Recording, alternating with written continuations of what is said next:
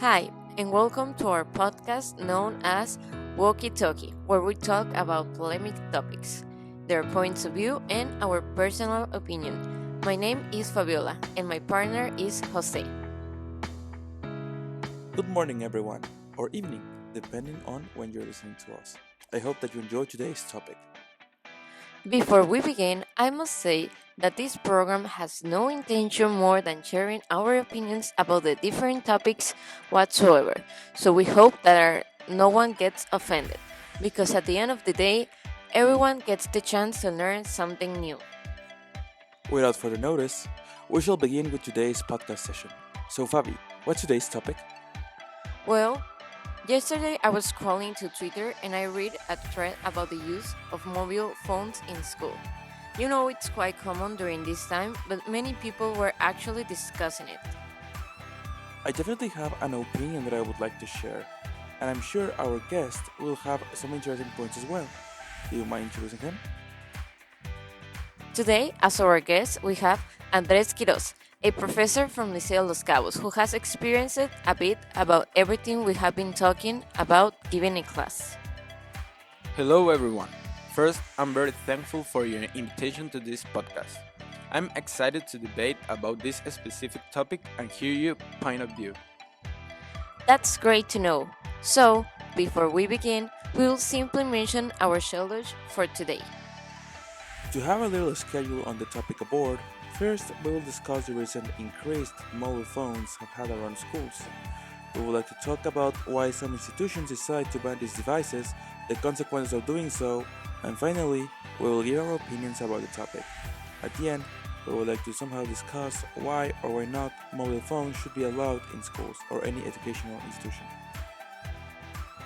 I must say that the use of electronic devices in school really enhances the educational system, giving us the chance to investigate everything that we desire in a matter of seconds. That's completely true, but we must also consider a lot of different factors, such as the type of assignments, exams, games, or even what's happening in the classroom. That's because someone can't always be using the device. It's true that it enhances most of the things related to education, but it may also distract the students. Yes, both of you are correct, because at the end of the day, our devices have become a relevant part of our life. For example, we now use our phones, computer, or even tablets in order to research everything that we don't know.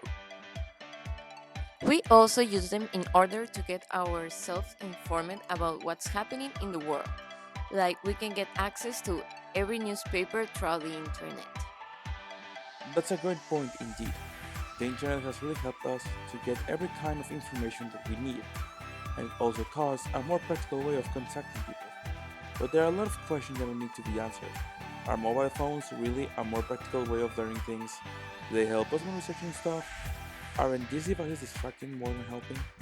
Should they be banned from schools? Well, those are thought questions, because we basically use our phones for everything. I know, right? Like, we use these little things during our whole day as a means of entertainment, studying, or even working. Such things are part of our life. Well, it's quite curious a scenario because there are more cases in which we will need the phones, but others in which we wouldn't at all. I personally think that phones should be allowed at school, but a special regulation should be made in order to be used. It should only be applied to the students though. Yeah, what you are aiming at. Well, we know that phones really do enhance researching different topics, sending emails, sharing documents, and completing assignments. We also know that some students also have computers, tablets, or other devices to work and study.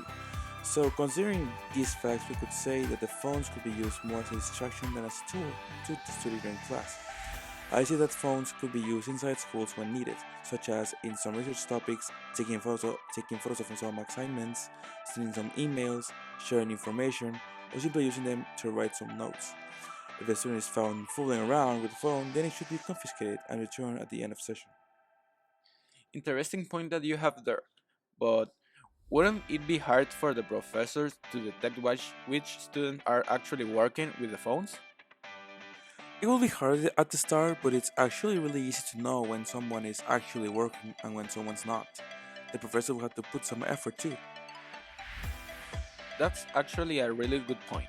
But I actually believe that the mobile phone should be completely banned from school. I mean, most of the students already have a computer or a tablet in order to work, so it could be meaningless to bring them. Why do you say that? Well, if you already have a device with you can work and study at school, why will you need another one for? In this context, the student will probably bring the phone in order to simply distract himself or herself, chat with friends, play video games, or watch some Netflix series. It's not the first time that I've been seen students watching movies during a math lecture, or even playing that Clash Royale thingy. That's true, but not everyone was distracting themselves. Were they?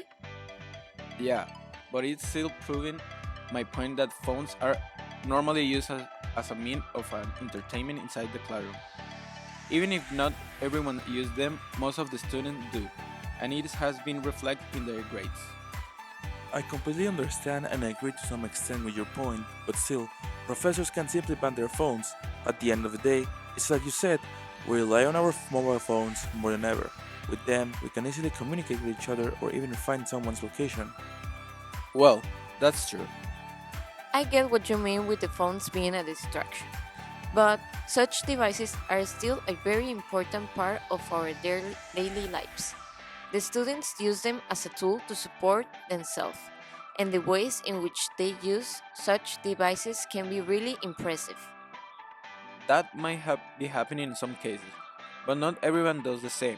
Some prefer to use their phone than to pay attention to their lesson. So, how are professors supposed to handle such things?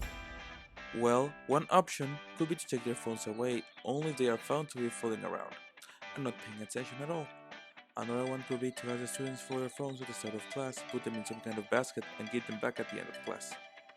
But what will happen if they want to use the device? They could ask for permission.